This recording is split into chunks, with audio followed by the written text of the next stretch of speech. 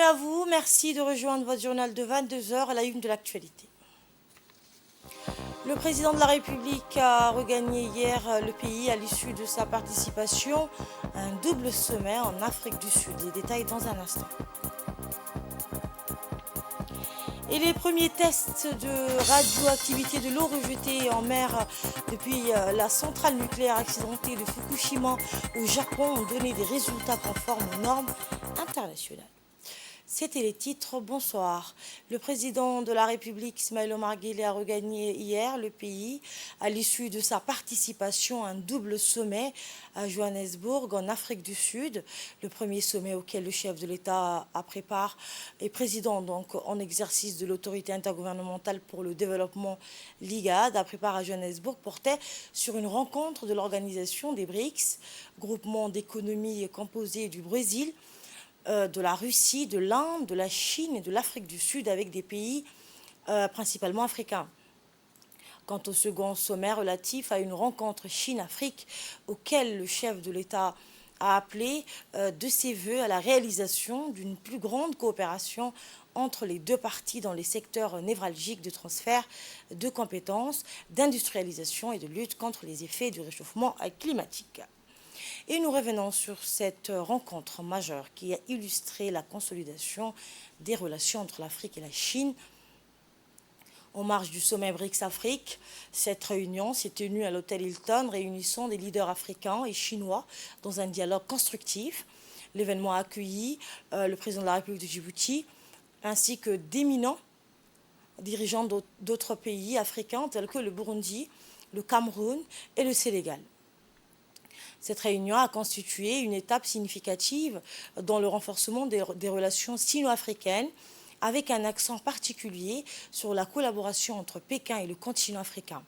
Les discussions ont tourné autour des moyens de consolider les partenariats existants et d'explorer de nouvelles avenues pour une coopération mutuellement bénéfique.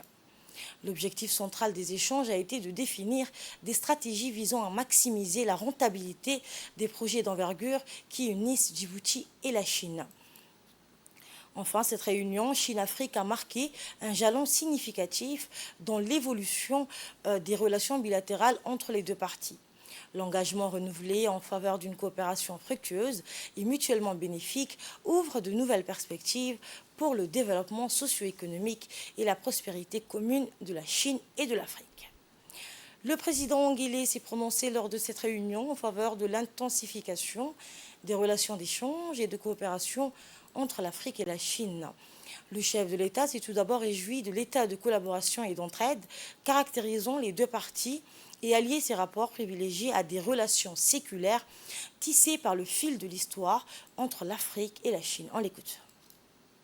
Je voudrais exprimer ma gratitude à son Excellence le président Cyril Ramaphosa, au président de la République d'Afrique du Sud et au peuple sud-africain pour leur accueil chaleureux et leur hospitalité lors de notre visite dans ce beau pays. Au nom de tous les États membres de l'IGAD, ainsi que de moi-même, je voudrais vous exprimer ma gratitude, Monsieur le Président, pour m'avoir invité à assister à ce 15e sommet des BRICS tenu en Afrique sous présidence africaine et axé sur notre continent. Le partenariat entre les BRICS et l'Afrique va au-delà de la commodité. C'est un impératif stratégique. Ensemble, nous avons le pouvoir de remodeler le paysage, de promouvoir une croissance inclusive et d'éradiquer la pauvreté. En unissant nos forces, nous pouvons créer un monde dans lequel aucune nation n'est laissée pour compte, où la prospérité est partagée également et où le développement durable devient une réalité. L'Afrique possède des ressources et combinée aux capacités technologiques et potentielles d'investissement des BRICS, elle ouvre des opportunités sans précédent pour les deux régions. En allouant des ressources au secteur des infrastructures, de l'énergie, de l'agriculture et de la fabrication, nous pouvons générer des opportunités d'emploi, améliorer la productivité et sortir des millions de personnes de la pauvreté. C'est un moment à saisir pour établir des liens, promouvoir les activités commerciales et permettre un transfert de technologie qui garantira l'émergence de l'Afrique en tant que puissance économique mondiale. Djibouti se présente comme un partenaire et un allié engagé des pays BRICS. Nous soutenons également les efforts menés par l'Union africaine en faveur de l'intégration économique à travers la mise en œuvre de l'accord de libre-échange global africain. C'est une étape qui place l'Afrique à la place qui lui revient dans l'ordre mondial. Nous apprécions vos efforts pour faire progresser et renforcer le partenariat entre les BRICS et le continent. Lors des sommets, nous avons déjà identifié des domaines clés qui contribuent à un partenariat mutuellement bénéfique. Votre leadership dans le renforcement des relations entre les BRICS et l'Afrique nous motive à apporter des contributions substantielles à nos objectifs et intérêts communs. Cher Président, l'IGAD félicite le partenariat BRICS pour avoir créé une plateforme offrant l'opportunité de diversifier et d'élargir le paysage économique mondial. Il ne fait aucun doute que les BRICS constituent une force à la fois politique et économique. Il s'agit d'une réussite, comme en témoigne le nombre croissant de pays aspirant à rejoindre ce groupe, ainsi que la performance louable de la nouvelle banque de développement avec son vaste portefeuille de projets visant à maximiser l'impact sur le développement. Et poursuivant son discours, le numéro 1 djiboutien a mis en lumière combien une coopération plus axée sur la notion de transfert de compétences et de technologies disposerait notre région, et la Chine a de perspectives de collaboration encore plus fructueuses. On réécoute le président de la République. L'IGAD s'aligne pleinement et soutient les priorités définies par la présidence des BRICS pour 2023. Plus précisément, l'Afrique et l'IGAD visent à mobiliser des investissements afin de développer des infrastructures qui relient certaines parties de notre continent, stimulant ainsi la croissance du commerce intra-africain et les chaînes de valeur. En effet, l'IGAD est fier d'être l'un des éléments fondateurs de la zone de libre-échange continentale africaine. Nous saluons de tout cœur le rôle important que les BRICS peuvent jouer en soutenant nos efforts collectifs en tant que continent pour stimuler le commerce, les investissements et le développement des infrastructures dans le contexte de cette entreprise capitale. Comme nous le savons tous, il est largement admis que les plans et programmes économiques échouent souvent sans un engagement et un soutien financier durable. C'est pourquoi nous saisissons chaleureusement cette opportunité d'explorer et de développer davantage certaines des idées et décisions qui ont été discutées lors des réunions des dialogues BRICS-Africa-Autriche-BRICS Plus en 2013 et en 2018. Nous espérons sincèrement que l'établissement étendra son soutien aux efforts de l'Afrique visant à combler l'énorme déficit d'infrastructures sur notre continent. Selon les données de la Banque africaine de développement, l'Afrique a besoin d'un investissement annuel de 170 milliards de dollars pour améliorer globalement ses infrastructures. La combinaison de chocs externes qui ont perturbé les progrès dans de nombreux pays, ainsi que de coûts d'emprunt élevés et d'obligations croissantes au titre du service de la dette, a rendu difficile nos économies d'attirer de nouvelles ressources financières. L'Afrique, avec ses ressources, sa population jeune et son potentiel inexploité, est devenue un symbole d'espoir et d'opportunité. C'est un continent qui a fait face à des défis mais qui continue de se relever avec résilience et détermination. Aujourd'hui, l'Afrique se trouve à un tournant où elle peut libérer son potentiel et apporter une contribution substantielle à l'économie mondiale. Monsieur le Président, distingués invités, au cœur du mandat de l'IGAD se trouve l'obligation de renforcer le multilatéralisme.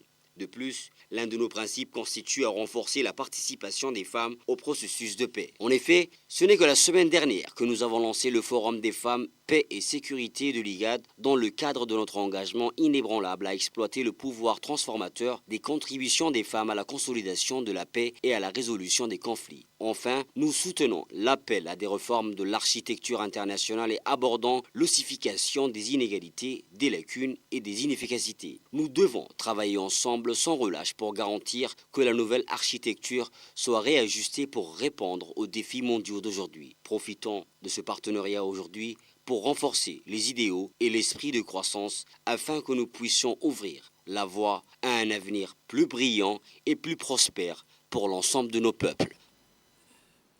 Autre nouvelle, les régions rurales de notre nation qui ont longtemps souffert de sécheresses fréquentes ont été actuellement gratifiées d'une abondance de pluie. Les pâturages verdoyants s'étendent au bord des zones urbaines, créant un contraste avec les reliefs caractéristiques. Les routes qui les relient contribuent à cette distinction en établissant des connexions fluides d'un point à un autre. Qu'il s'agisse du nord ou du sud du pays, les zones rurales connaissent actuellement une période de calme grâce à l'abondance de précipitations, présageant donc des jours meilleurs. La préfète par intérim et première adjointe de la préfecture de la ville d'Alice Abillé, Mme Saïda Ouabali Assoué, a dans une intervention salué les pluies bénéfiques arrosant les régions rurales de sa zone, suscitant la joie des habitants et du bétail. Elle a souligné aussi l'importance de rénover l'autoroute d'Ali Sabié à Doudou Balala pour le développement, surtout pour les transports avec l'Éthiopie. Les travaux progressent favorablement, a-t-elle dit, suscitant le soutien enthousiaste de la population locale. Madame Saïda Waberi Assoué a poursuivant son intervention, mis en lumière que la création d'emplois liés à ce projet correspond à la politique présidentielle, exprimant sa gratitude envers le président de la République et son gouvernement pour leur engagement dans cette rénovation routière. À la une également, une délégation de l'Académie de football East Africa, conduite par le directeur de l'Académie, Mohamed Elmi Abar, s'est déplacée dans l'après-midi d'hier à Dikil. La délégation a été accueillie par le préfet de la région, Hassan Abdirable, et le sous-directeur régional du secrétariat d'État au sport, Jama Hirsi, à la résidence du préfet. Le moment phare de cette visite s'est déroulé sur le terrain du complexe militaire local. 8 équipes de football se sont affrontées pour une compétition enflammée, regroupant 4 équipes de l'académie et 4 formations locales de la ville de l'Unité. Cette joute a pris la forme d'une compétition éliminatoire allaitante où la passion et le talent ont brillé de mille feux. La grande finale de cette compétition a eu lieu cet après-midi sur le même terrain, un rendez-vous que tous les fans du football de la région n'ont pas manqué.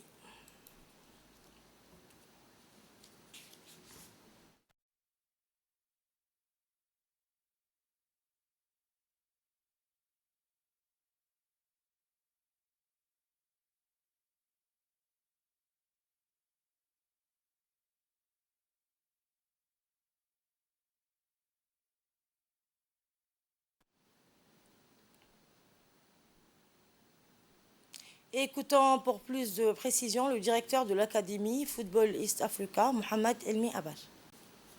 Ici à Dekil, pour notre quatrième déplacement, on avait commencé à Lissabié, après on est allé à Tadjoura, après à Arta, et voilà le quatrième déplacement ici à Dekil.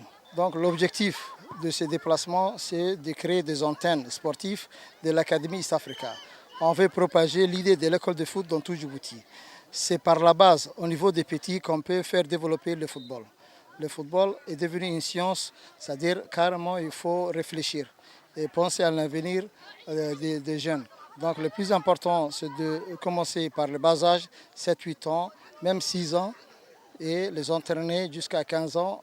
Comme ça, ils vont avoir une base de football et on espère qu'ils vont faire profiter au niveau national. Donc l'idée c'est ça, c'est-à-dire de créer d'autres antennes et de faire profiter ça aux régions de l'intérieur. L'objectif c'est d'abord de faire des matchs amicaux pour prendre contact avec Dikil, avec Ali Sabié, avec Tajoura.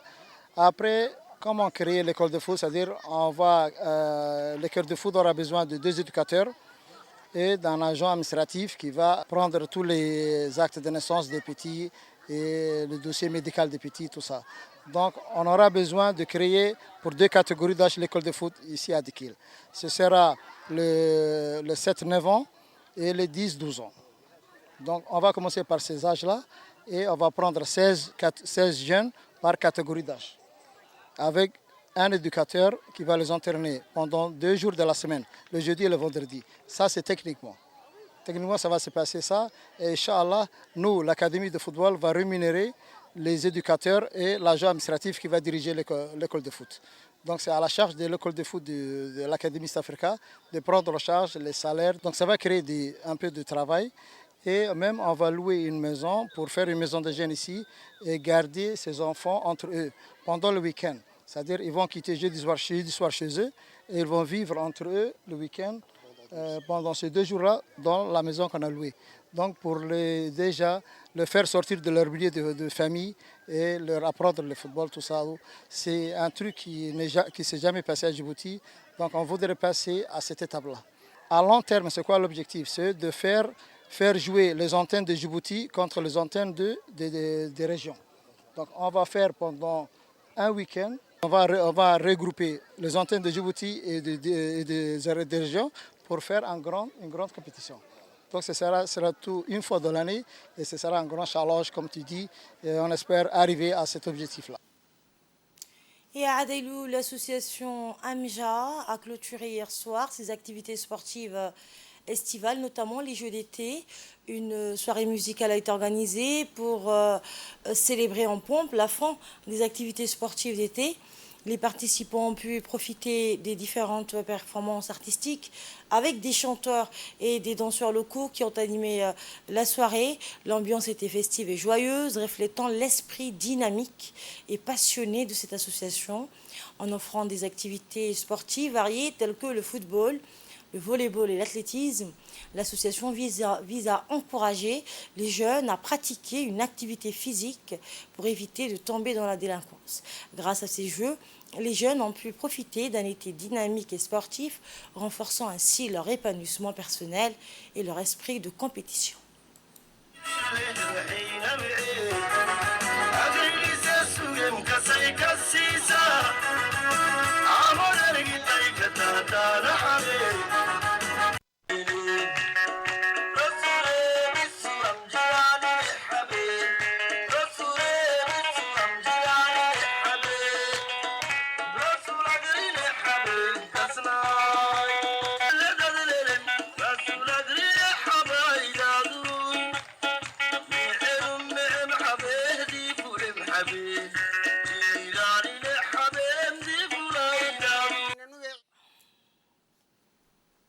Sport toujours, le club FC Obox est déplacé en Éthiopie, plus précisément dans la région Afar, à Samara. Ce déplacement a donné lieu à un match amical qui a donc opposé le FC Obok qui a affronté donc l'équipe locale de Samara. Le match amical s'est soldé sur un score de 1 but partout. Les joueurs d'Obok ont ouvert le score, mais les hôtes ont réussi à égaliser à la dernière minute grâce à un penalty. Ce premier match amical a été marqué par un esprit de fair play et d'ouverture où tous les joueurs de l'effectif ont eu la chance de participer activement. Ce déplacement a ouvert la voie à des échanges culturels et à une meilleure compréhension entre les différentes régions et communautés impliquées. Les 19e championnats du monde d'athlétisme se déroulent du 19 au 27 août 2023 à Budapest, en Hongrie. Mohamed Ismail Ibrahim a remporté sa demi-finale pour s'offrir une finale mondiale. Il tentera de décrocher demain une médaille. Le Djiboutien Mohamed Ismail Ibrahim s'est qualifié pour la finale du 5000 mètres des championnats du monde d'athlétisme à Kinshasa. Il avait donc, lors de sa dernière performance, il avait remporté 2 médailles d'or aux 3000 mètres et aux 5000 mètres lors des Jeux de la francophonie. Il est tant attendu demain à 21h20 heure locale et sera l'élan des victoires précédentes. Veuillez lui apporter donc votre soutien massivement. Toujours dans cette même quête de victoire à Budapest demain, le fils prodige, l'athlète Hassan Ibrahim Ougas, qui a un temps de 2h07, va lui aussi courir demain à 8h heure locale. Bonne chance à nos champions. Direction Madagascar où 13 personnes ont trouvé la mort dans une bousculade dans un stade. Une bousculade meurtrière s'est produite à l'entrée du stade à Antananarivo lors de la cérémonie d'ouverture des Jeux des îles de l'océan Indien. Environ 50 000 spectateurs étaient présents. 13 personnes sont décédées et environ 80 autres ont été blessées. Le président Andry Rajoelina a appelé à une minute de silence. Les équipes de secours, la police et la gendarmerie sont intervenues sur place. Les Jeux des îles de l'océan Indien sont une compétition qui se tient tous les 4 ans et cette année, elle a lieu à Madagascar. La dernière édition a eu lieu à Maurice. Les structures de gouvernance mondiale reflètent le monde d'hier, c'est ce qu'a admis lors du sommet des BRICS jeudi à Johannesburg le chef des Nations Unies, Antonio Guterres. Pour le secrétaire général des Nations Unies, les institutions multilatérales doivent être réformées afin de refléter le pouvoir et les réalités économiques d'aujourd'hui. Il faut avoir le courage de faire des compromis pour le bien commun. Antonio Guterres a appelé également à une réforme de la structure financière mondiale qui est dépassée, dysfonctionnelle et injuste. Selon lui, elle a échoué dans sa fonction fondamentale de filet de sécurité mondiale. Les nations BRICS comprennent désormais 11 membres, dont le Brésil, la Russie, l'Inde, la Chine et l'Afrique du Sud. Et je vous le disais en titre, les premiers tests de radioactivité de l'eau rejetée donc en mer depuis la centrale nucléaire accidentée de Fukushima au Japon ont donné des résultats conformes aux normes internationales. Les échantillons prélevés par l'opérateur TEPCO montrent que les niveaux de radioactivité sont bien en dessous des limites fixées, avec une concentration inférieure à 1500 becquerels par litre, comparé à la norme habituelle de 60 000 becquerels par litre. Les autorités japonaises effectueront des analyses quotidiennes pendant un mois et maintiendront la surveillance régulière pour dissiper les inquiétudes. Et c'est la fin de ce journal. Merci à vous de l'avoir suivi. Merci à la régie. Le programme continue sur Télé Djibouti.